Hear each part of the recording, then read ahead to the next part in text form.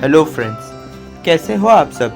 स्वागत है आप सभी का हमारे अपने यूट्यूब चैनल माइथो क्लब में। दोस्तों, हमारे कुछ वीडियो सेशन में हम आपके लिए लाए हैं कुछ ऐसी रोचक कथा जिसमें आपको पता चलेगा कि इस संसार का निर्माण कैसे हुआ, जो शिव पुराण तथा देवी भागवत पुराण पर आधारित है। दोस्तों, कथा के अनुसार जब समस्त ओर अंधकार था, तब एक ज्योति से पुरुष तथा प्रकृति उत्पन्न हुई। उन्हीं पुरुष तथा प्रकृति ने एक होकर ओम नाम के स्वर का आकार ले लिया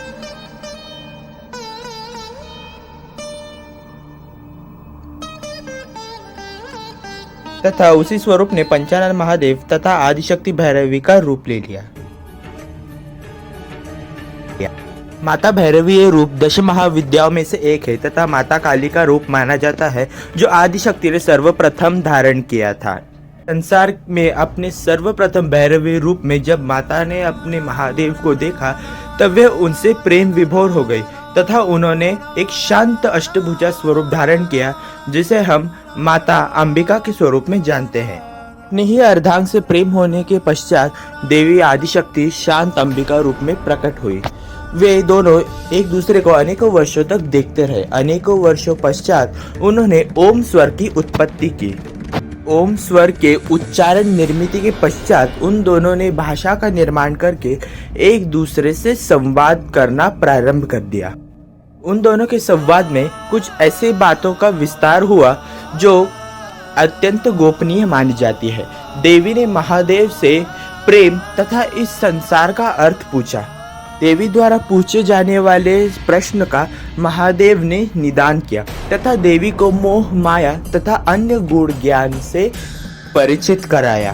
देवी अंबिका को प्रेम तथा मोह समझाने के लिए भगवान शिव ने संसार रचना का निर्णय लिया तथा इसी संसार रचना के लिए माता आदिशक्ति ने अपना भुवनेश्वरी स्वरूप, जो 10 महाविद्याओं में से एक है, उसे धारण किया तथा महादेव ने भी अपना सामान्य स्वरूप धारण कर लिया।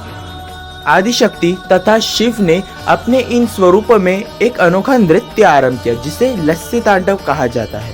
इसी लस्सी तांडव में देवी तथा महादेव ने अपने अनेकों मुद्राओं से इस समग्र संसार की निर्मिति की।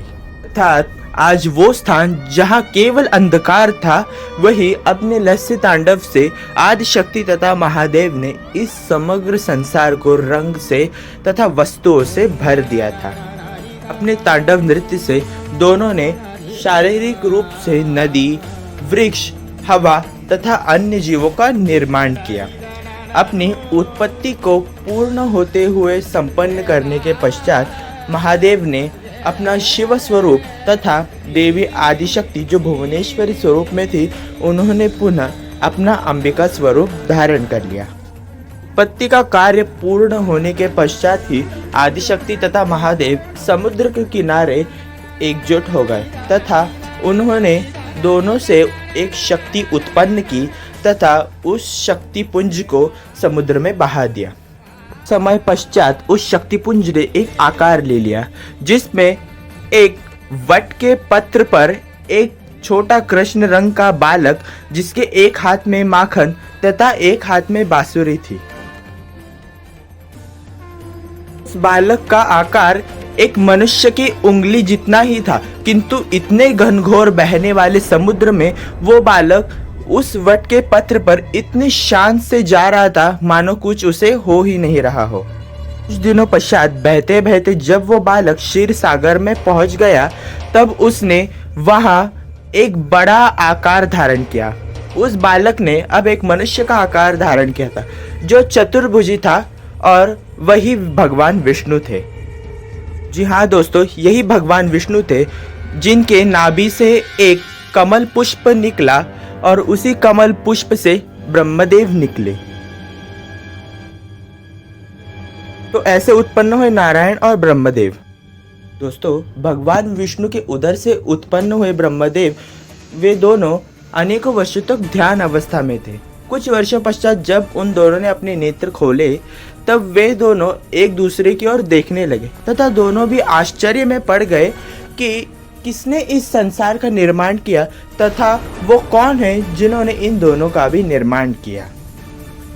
दोनों अपनी उत्पत्ति का कारण सोच ही रहे थे तभी अत्यंत शांत और विनम्र चित्त से भगवान विष्णु ने भगवान ब्रह्मदेव से प्रश्न पूछा कि हम कौन हैं, मैं कौन हूँ तथा हम दोनों के दायित्व क्या है। भगवान विष्णु के इस अज्ञानता भरे प्रश्नों को सुनकर भगवान ब्रह्मदेव को ये ज्ञात हुआ कि उन्हीं की भांति भगवान विष्णु कुछ भी नहीं जानते तथा उन्होंने उनके मन में अहंकार को उत्पन्न कर लिया। तभी इन सभी प्रश्नों को सुनने के पश्चात भगवान ब्रह्मदेव के मन में अहंकार जागृत हो गया तथा किसी बात का भी पता न होने पर भी भगवान ब्रह्मदेव ने अपने दिमाग के अहंकार के कारण ये कह दिया कि मैंने ही इस संसार की निर्मित की है, मैंने ही इस संसार को आकार दिया है तथा मैंने ही आपको तथा आपके साथ इस चर अचर को जन्म दिया है। दोस्तों, भगवान ब्रह्मदेव के वाक्य पूर्ण होने पर उनके मस्तिष्क में जो अहंकार उत्पन्न हुआ था उसी के कारण उनके मुख्य सर से ऊपर उनका एक शीश उत्पन्न हुआ जो अहंकार से भरा हुआ था और वही ब्रह्मदेव का 5वां शीश। वही दूसरी ओर नारायण ने ब्रह्मदेव की इस बात का विरोध किया, अपितु मैं ही हूँ जिसने इस संसार का निर्माण किया, आप नहीं, मैंने इस संसार का निर्माण।